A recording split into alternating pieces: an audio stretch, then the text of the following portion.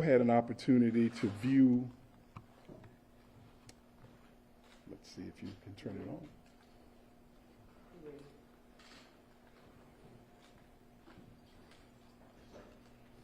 I guess I just assumed that.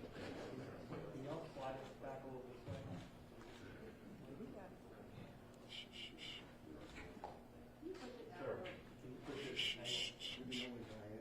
Turn it up. There you go.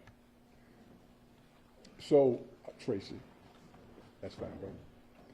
So we have had an opportunity to review 8 videotapes, 2 Atlanta body cam tapes, 2 Atlanta Police Department dash cam tapes.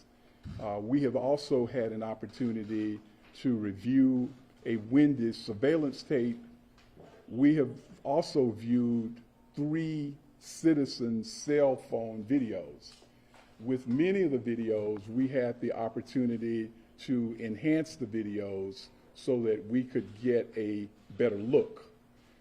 The other thing that we have had an opportunity to do is to view some of the physical evidence.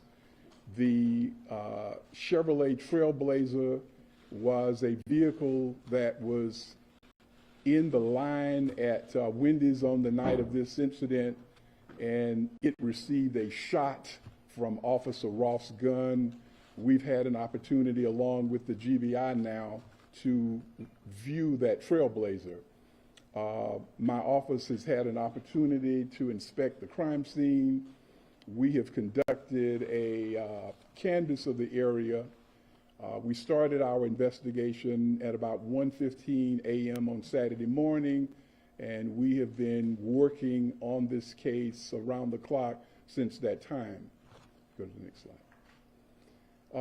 We have spent some time examining the taser evidence in this case. We've actually examined and possessed the 2 tasers that were used. We have also had an opportunity to examine the taser logs that are prepared as the tasers are used. And we have also consulted with a taser expert from the company that manufactures the tasers.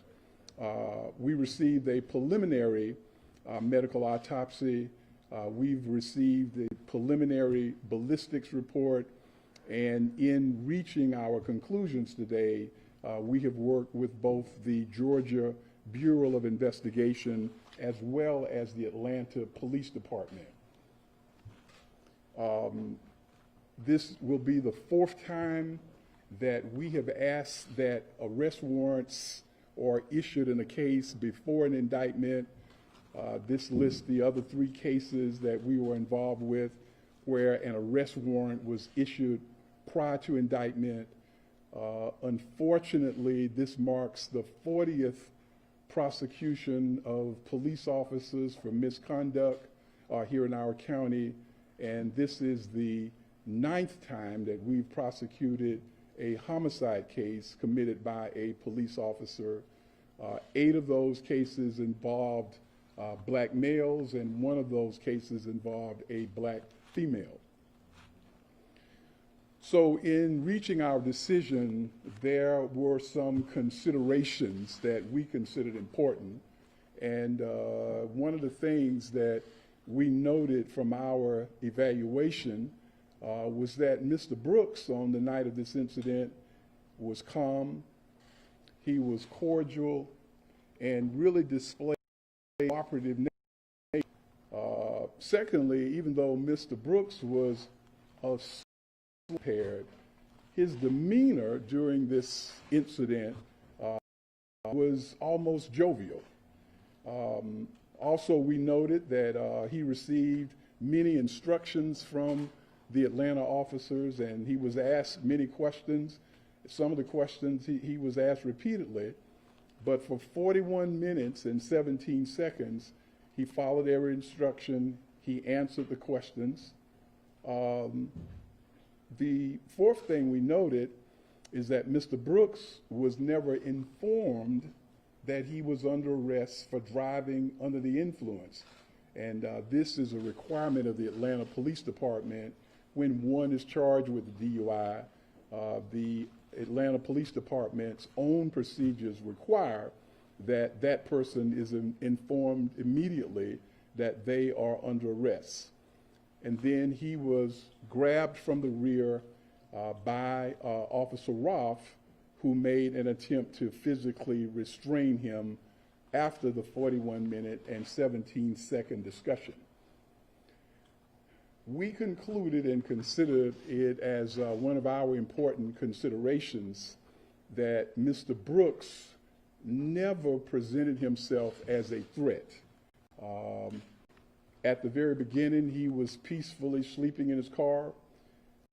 After he was awakened by the officer, he was cooperative, and he was directed to move his car to another location. He calmly moved his car. Mr. Brooks was asked whether or not he had a weapon. He indicated that he did not. Without any resistance, he passed his driver's license to the officers, and the officers then asked Mr. Brooks whether or not he would consent to a pat-down or a body search, and Mr. Brooks allowed them to search him, and the search yielded no weapon. We found that it was of interest that when the officers patted Mr. Brooks down, they noticed there was a bulge in his pants. They did not pull that item out of his pocket. They took Mr. Brooks's word that that bulge represented a number of dollar bills. But Mr. Brooks never displayed any aggressive behavior during the 41 minutes and 17 seconds. Now, this is another important consideration that we discovered as we evaluated this case. Once Mr. Brooks was shot, there is an Atlanta policy that requires that the officers have to provide timely medical attention to Mr. Brooks or to anyone who is injured. But after Mr. Brooks was shot, for some period of 2 minutes and 12 seconds, there was no medical attention applied to Mr. Brooks.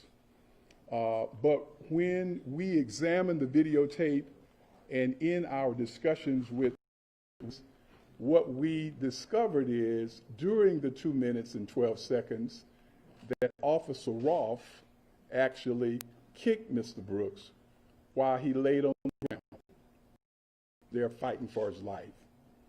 Secondly, from the videotape, we were able to see that the other officer, Officer Brosnan, actually stood on Mr. Brooks's shoulders while he was there struggling for his life. We were able to conclude that based on the way that these officers conducted themselves while Mr. Brooks was lying there, that the demeanor of the officers immediately after the shooting did not reflect any fear or danger of Mr. Brooks, but their actions really reflected other kinds of emotions. So as we are drawing our legal conclusion in this case, we were led by the two foundational cases in this matter, one being Tennessee versus Garner, and what that case points out is when an officer is pursuing a fleeing suspect, that the officer may not use deadly force to prevent escape unless the officer has probable cause to believe that the suspect poses an immediate threat of death or of serious physical injury to that officer. The next foundational case that we used in our analysis is Graham versus Garner, which says that this test is based upon that of a reasonable officer on the scene and not the individual officer, but a reasonable officer on the scene. We've concluded at the time Mr. Brooks was shot that he did not pose an immediate threat of death, serious physical injury to the officer or officers. If you would get the photograph, the taser.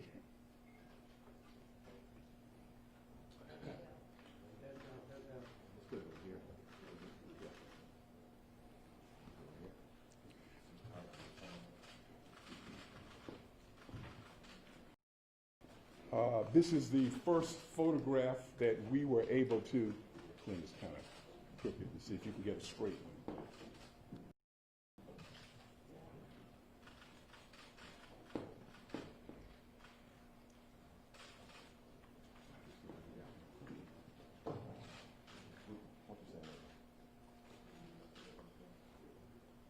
What this photograph illustrates is the point that Officer Roth at this point was firing a taser, and this is Mr. Brooks, who was firing a taser as well, but I don't know if you can see it clearly. The prongs from the table, the taser, were actually fired above Officer Roth's head. I'd like for you to also look at the position of Officer Roth and Mr. Brooks, that they are here next to this red automobile. If we look at the next photograph,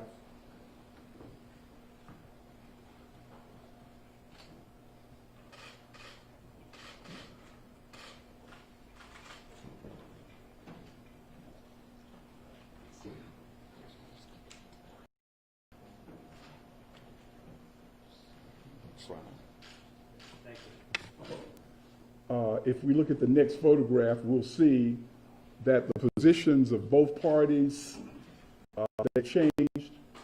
Mr. Brooks has now moved away from his original position, and we estimate the distance is probably about 12 feet.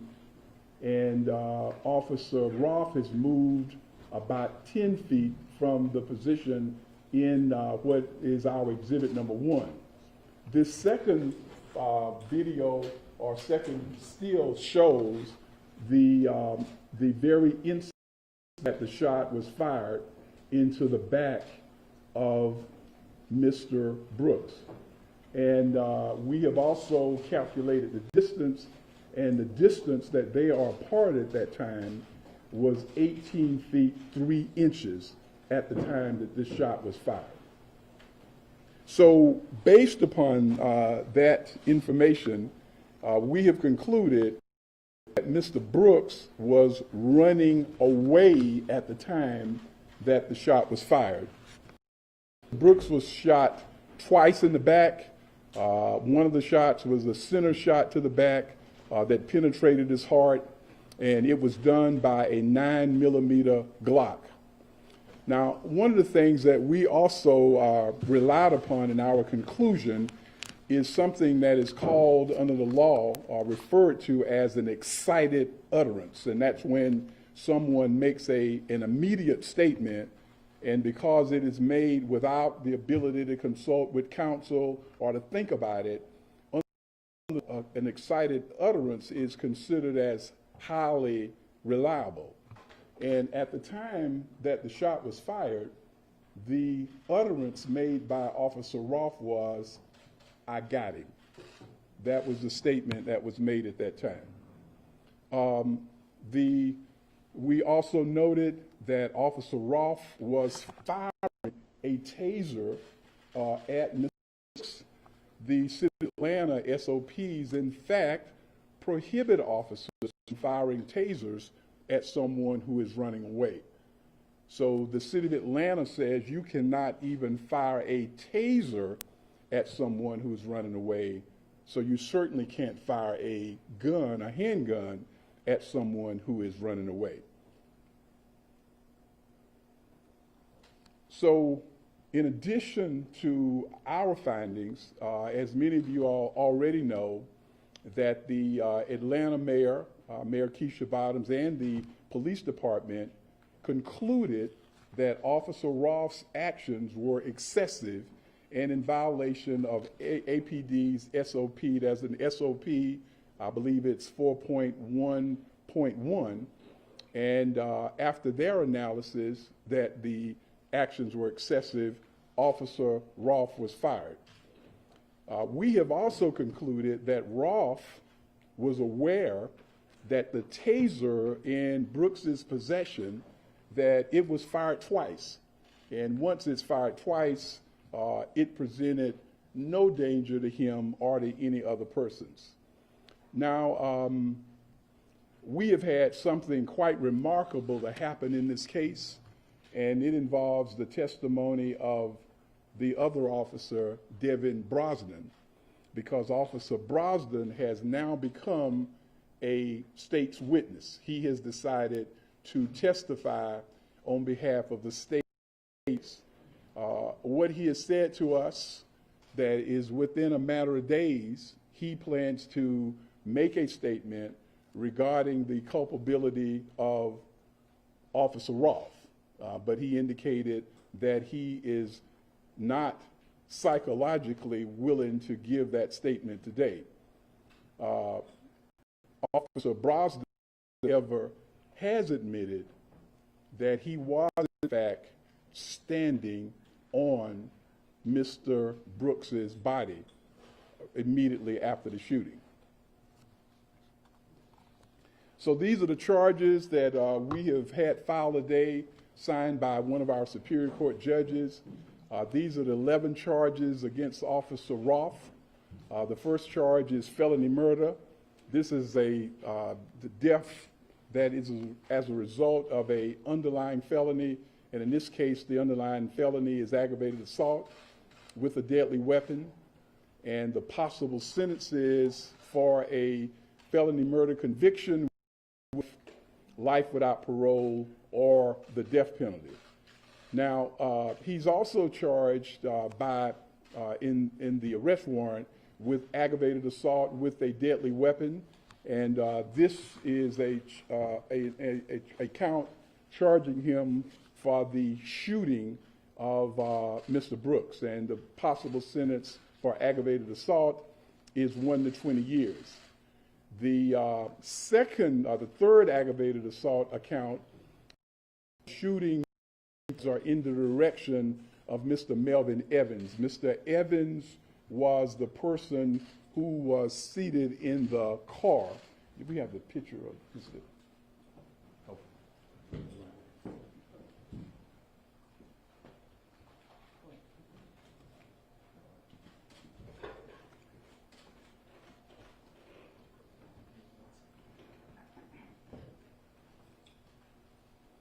And if you would point out, this automobile is the place that Mr. Evans and his two companions were driving, and a shot was fired. And I believe we've also got a photo of the shot that ended up in the vehicle. I think you got it standing up.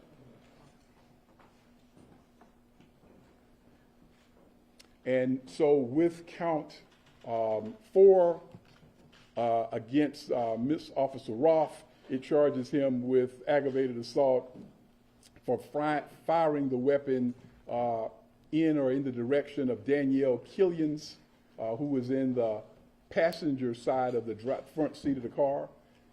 Next slide. Count 5 is an aggravated assault charge, and this was a charge for shooting towards or in the direction of Michael Perkins. Mr. Perkins was seated in the rear of this same vehicle at that time. There's a charge for criminal damage for shooting that vehicle. Also, Officer Rolfe is charged with 7 violations of office. Each one of those carries a 1 to 5 sentence. These are violations of his oath of office for the city of Atlanta, arresting Mr. Brooks for the DUI without immediately informing him of the arrest, shooting a taser at Mr. Brooks while he was running away, which again is a violation of Atlanta's own SOP. Thirdly, excessive force when shooting a firearm at Mr. Brooks. And number 4 is the failure to render timely medical. Those are the 4 violations of oath. The 8th is for kicking Mr. Brooks, and the possible sentence for kicking Mr. Brooks is from 1 to 20 years. And we actually have a photograph of the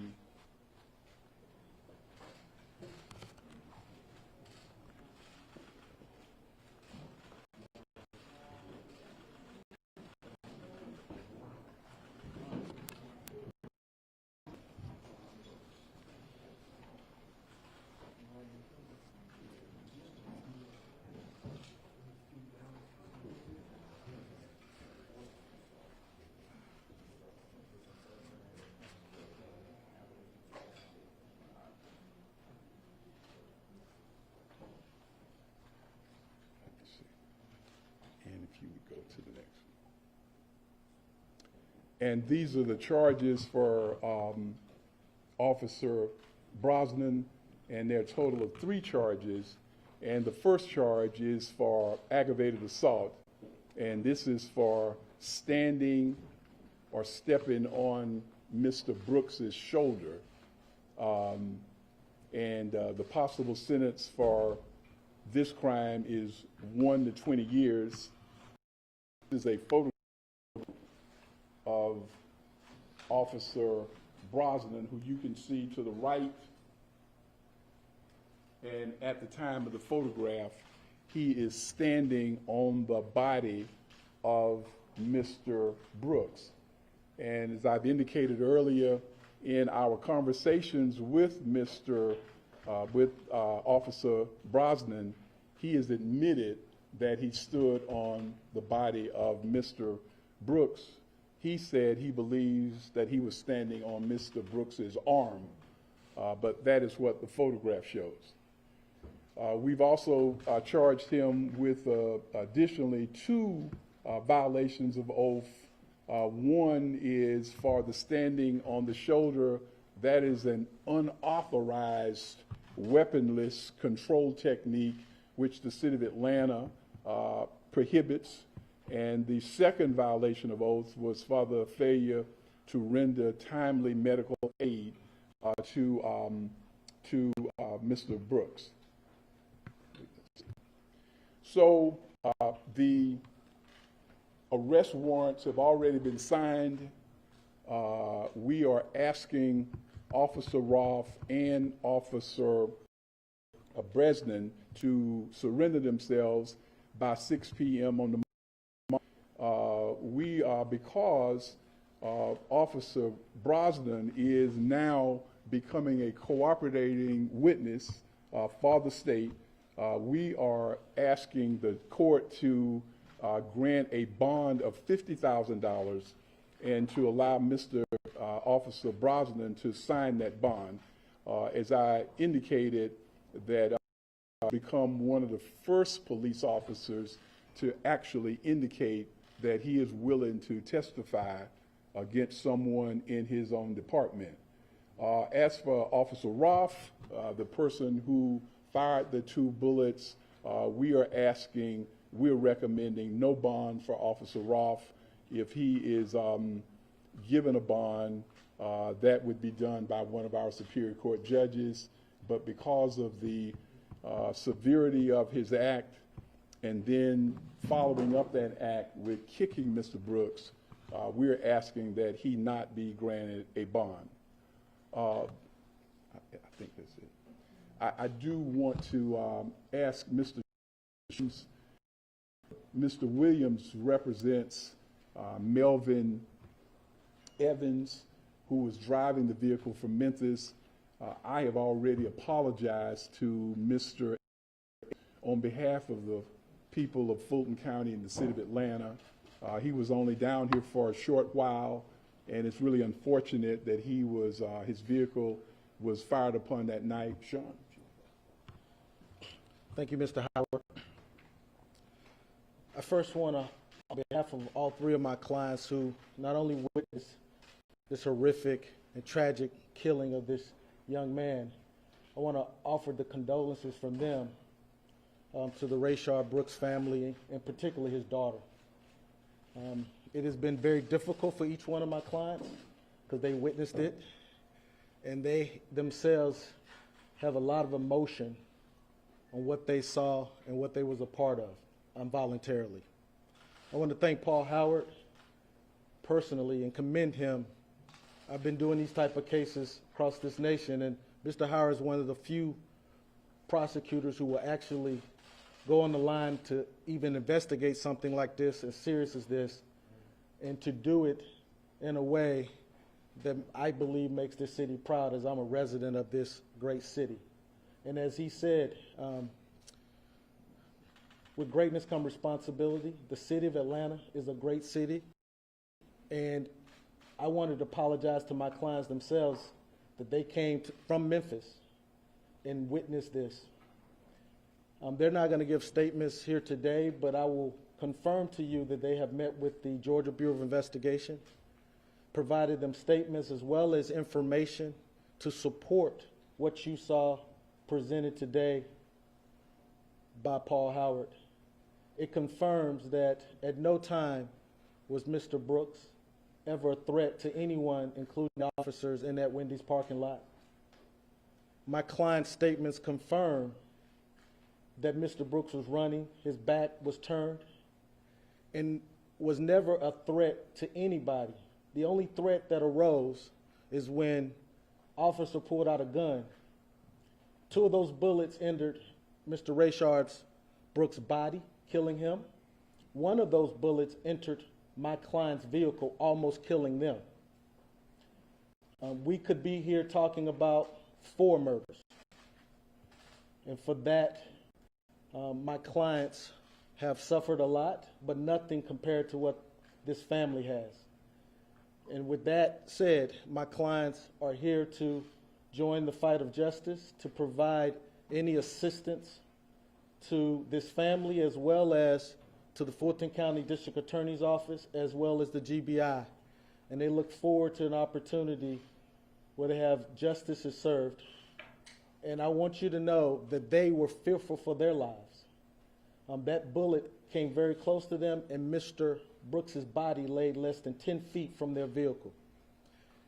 And keep in mind, this was in a crowded Wendy's drive-through parking lot. And you take the reasonableness, as Mr. Howard said, reasonableness never has a deadly weapon being fired when you have innocent bystanders like my client standing. All of those things, as well as the fact that Mr. Brooks was not a threat to any officer that night, should have gone into play, but it didn't.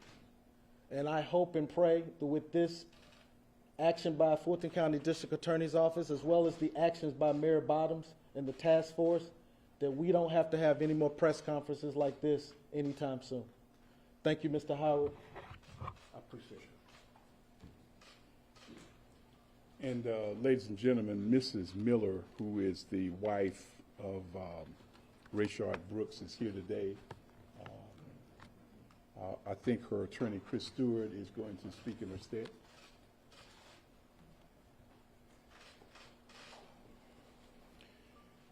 Good evening. I'm Chris Stewart with my law partner, Justin Miller. Tamika is not in a position to speak right now. She wasn't aware of all of this information, just like we weren't aware, just like I don't believe the nation was aware of all of this, that the shot happened after the deployment of the taser, where he started running again, that you, another after you just put 2 bullets in his back. But even in dark times like this, you have to try and see the light. And the positivity of this situation is the courageousness of Officer Brosnan to step forward and say what happened was wrong. It is officers like that who change policing. And I know he'll probably catch all kind of problems and hate and things like that, but it's the courageousness of those type of officers that we love and support. It's the courageousness of district attorneys that are going to do their job. And we were willing to accept whatever the findings were. But that's why people elect you. Do your job. That's why you become a police officer. Do what's right. So it's not a day of joy watching the charges and what's going to happen to this officer, because it shouldn't happen. So it's heartbreaking, but it is an attempt to redefine justice, because we don't have it is anymore in this world. And if this is what justice is going to start looking like, officers stepping forward to stop other officers, coming forward and helping try and get a family who now has their father gone justice, then we support it. And thank everybody out there who is supporting this family and trying to change the world of policing for the better for everybody.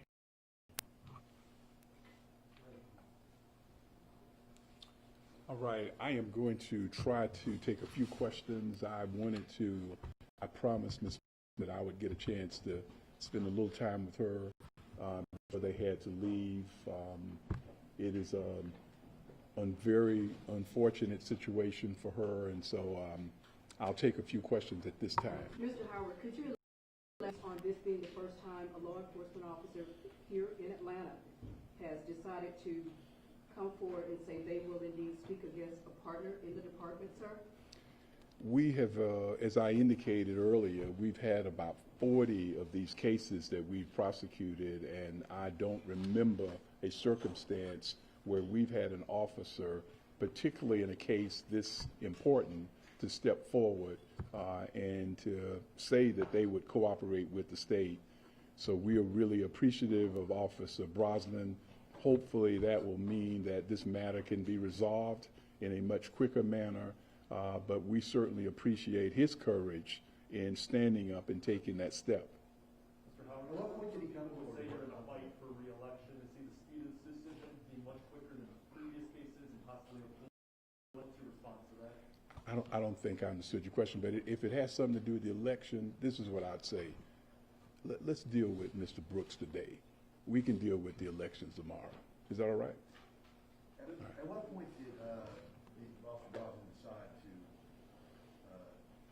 testify briefly in the court? We spoke with him on last night, and we spoke to him again today, and sometime today he made the decision that he would serve as a cooperating witness.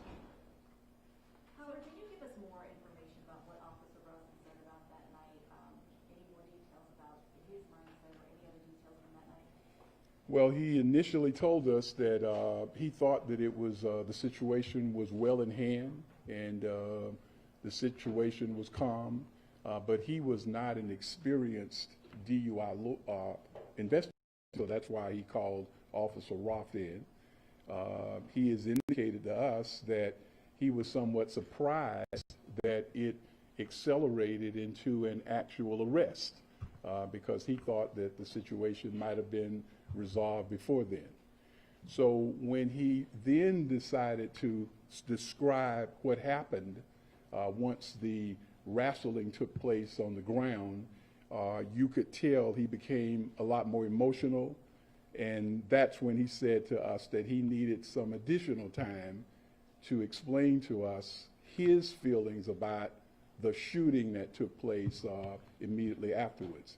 He did tell us that he approached the body afterwards, and he admitted that he did, in fact, as he described it, stand on the arm of Mr. Brooks. We asked why did he stand on his arm, and he said something to the effect that he really didn't know what was going on, and he was trying to ensure that Mr. Brooks did not have a weapon. And we found that kind of strange because Mr. Brooks had already displayed to them the fact that he did not have a weapon.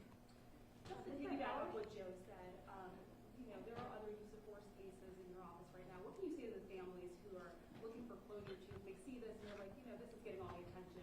What can you say to those families? Well, this is what I would say. We have been working diligently to prepare those cases, but this case has something that many of the others don't have.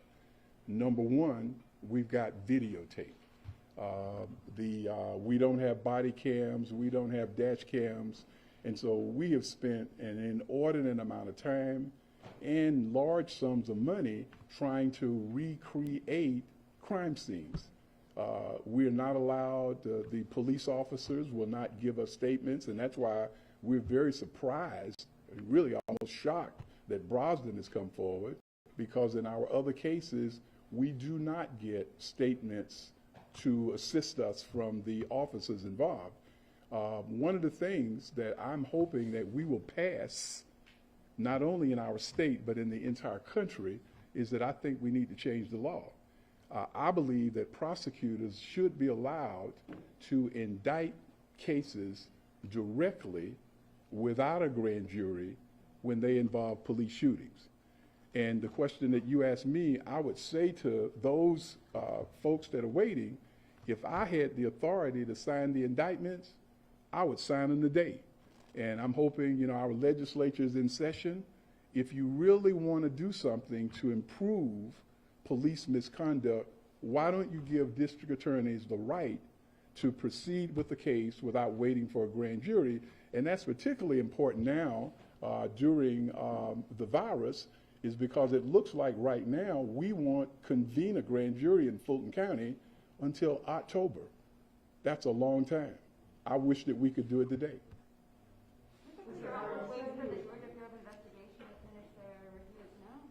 We sometimes we do and sometimes we don't.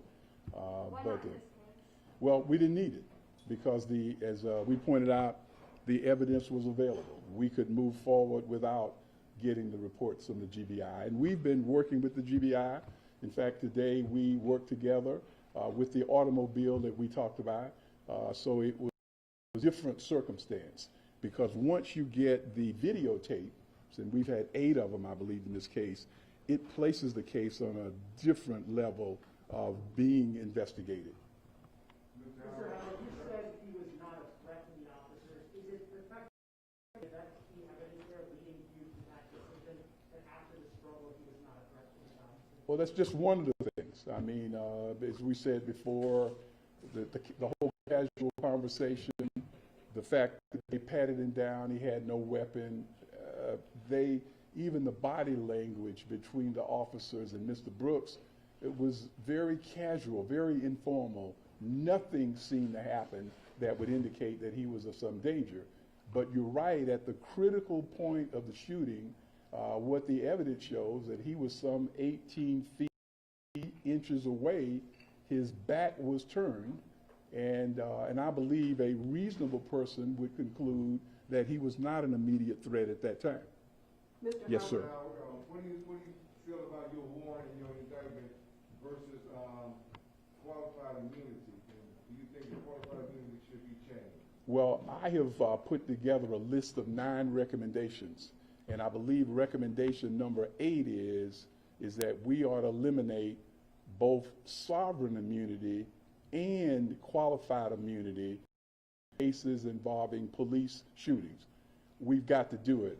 And, you know, my barometer that says to me that something is wrong with that immunity, even our good friend Clarence Thomas says it's wrong with it. And when Clarence Thomas says that it's bad, you know it's probably pretty bad. And so I think we need to change it. We need to change it so that the families of victims, like Mrs. Miller, the way that the law stands right now, they don't stand a very good chance if they decided to pursue some lawsuit. It ought to change for people all over the country. Mr. Howard, how would you characterize the work done by your team, and what happens next? What has to go into all of it now? Well, what happens next is the way that the law stands now, we'll wait for an indictment. And as the other reporter pointed out, we've already scheduled about 7 cases that are scheduled to be presented to grand juries before this one. So I would suspect that we're probably talking about January or February when we would get a chance to present it to a grand jury. I believe that should be eliminated. I don't think we should wait because the district attorney, or why can't the district attorney just sign the indictment and let the case go forward? Mr. Howard, while you recommend no bond for the officer, what's the likelihood that a Superior Court judge will give him bond? If so, when do you think a bond would be? I have long given up predicting Superior Court judges. I do not know. So since Atlanta has the only police oversight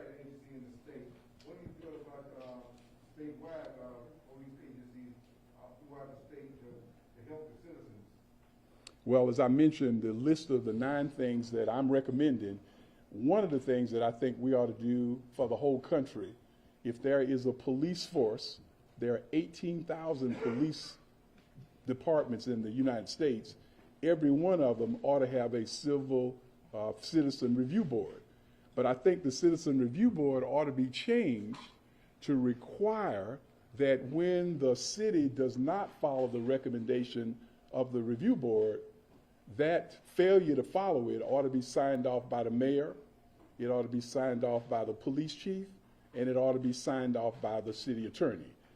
Because I know that with your board, a great many of the recommendations are never followed. And the citizens believe what's the use of having a board if they never follow any of the recommendations. And so I think it ought to change for people all over the United States. And it's really kind of sad that Atlanta is one of the only jurisdictions in the entire United States with an active civilian review board. So you mentioned that Officer Rosen will be giving statements in coming days. Is that to you or is that a public statement? Is that to investigate? To the DA's office, yes. Yes. So let me take one more. Officer Rosen has already put out a statement saying that you're moving too quickly with this decision. Well, they. Add on to what you're saying, this is how you're describing him here. Yeah, well, I would expect that he would do that, and I'm not surprised by that.